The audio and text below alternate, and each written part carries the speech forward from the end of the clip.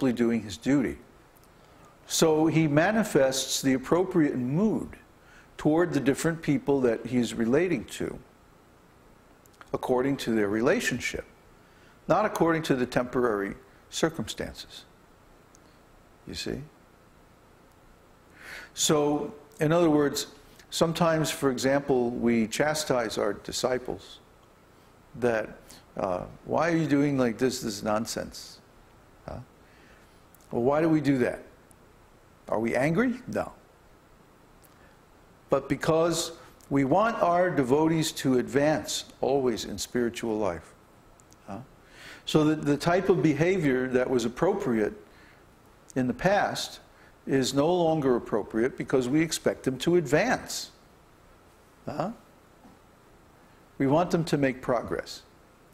So sometimes if a father or parent has to chastise the child, and sometimes has to praise and encourage the child, regardless of whether he's feeling pleasure or pain.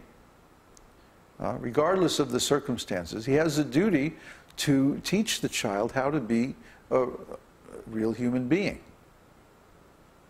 And if the parent doesn't do this, if the parent is lax, if the parent is too indulgent, then the result will be that the child will not grow up with adequate preparation, adequate emotional maturity, and there'll always be a problem, say, to themselves and to other people. So similarly with disciples, if you don't cut off their bad habits right in the beginning, then they become lazy, self-indulgent, and they don't advance. So, you know, if a disciple or a student learns lesson 1, and then, you know, 2 or 3 months later, they're still on lesson 1, well, then lesson 1 is not going to be enough anymore. We have to say, no, do lesson 2, lesson 3, come on, let's go. There's I'm working on lesson 7,342, you know. Well, you're still on number 2? Come on, hurry up. You know, so we have to do this, otherwise the students won't advance. They'll become complacent, self-satisfied. Similarly, sometimes Krishna is seen to manifest different moods. Sometimes positive and sometimes negative. Sometimes he's very formal, you know, and sometimes he's very informal. Sometimes, especially with superiors, he acts very submissive. And then sometimes, you know, with the demons, he acts extremely bold, like in this example that's given. Why does Krishna do all these things? Well, it's to instruct us. He's trying to show us what is the appropriate response for different situations. And when we're in the company of superiors, we should be very submissive and inquire from them. And if it does fall to us to deliver some moral instruction, it should be done very humbly and very meekly.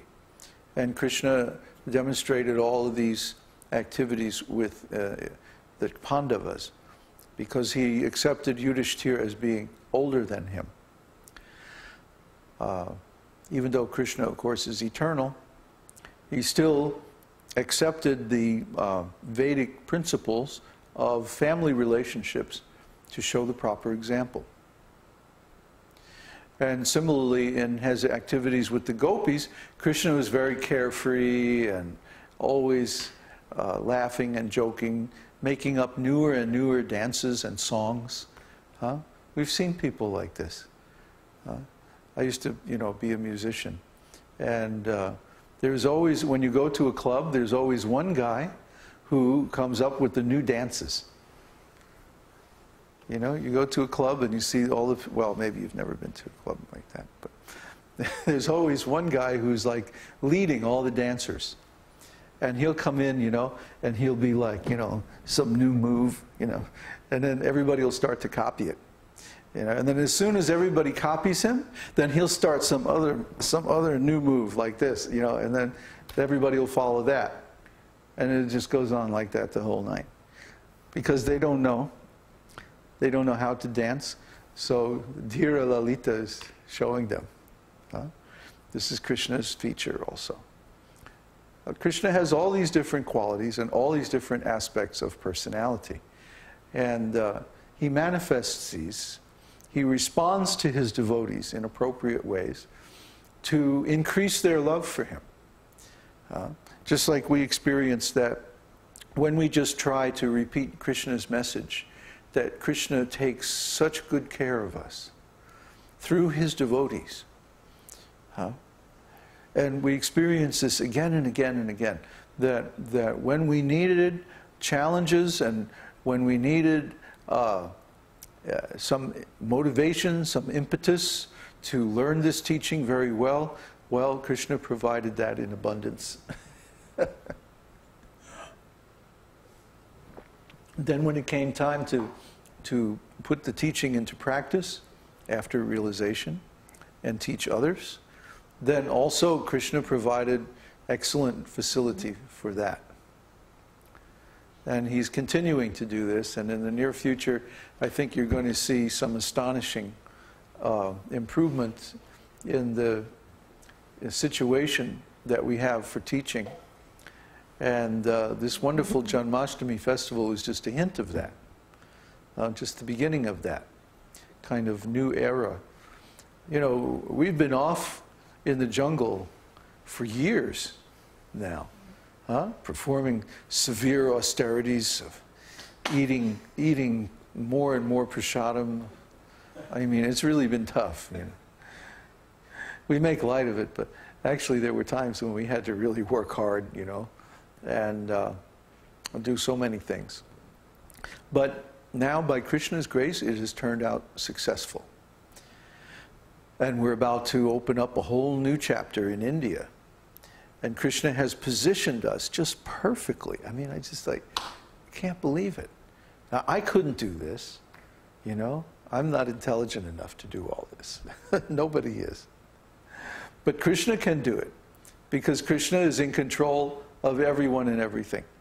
So if he wants to set up a nice, successful situation for his devotees, then he can very easily do it.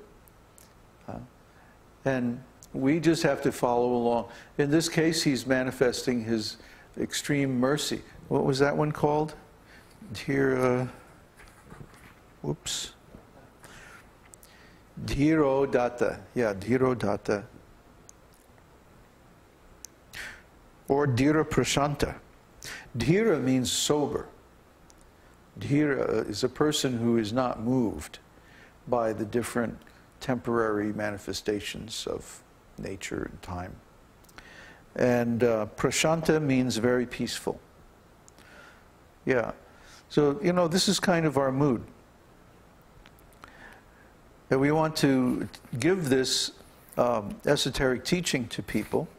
And to do that, we can't be bossy or overbearing or you know, we can't force people to take this knowledge. We have to attract them so that they take it up on their own initiative. And also we want to attract intelligent people. We don't want to make another religion or another cult and just, you know, have a whole bunch of kind of low-class followers and just kind of order them around like a big crowd, you know. I mean, I've seen this, and it's not very pretty. So we don't want to go there. We want to have intelligent students and associates, really, people who can actually understand this teaching and who really understand how to apply it properly. You know, it's not enough to understand the theory, although that's a good start. We want people who know how to apply this teaching in different circumstances, who understand how it works under the hood. The different principles, the whole transcendental ontology. We keep talking about that. And what we mean by that is that people understand the theory so well that they actually see like that. They see that I'm a spirit soul, these other people are spirit souls, we're all in these different relationships with Krishna, we have these different activities which are necessary for our spiritual advancement, and we perform these activities in a mood which is compatible with our real nature. In other words, we're not performing them. Maybe in the beginning we perform them in a mood of duty, like, oh, I have to do this if I want to attain self-realization.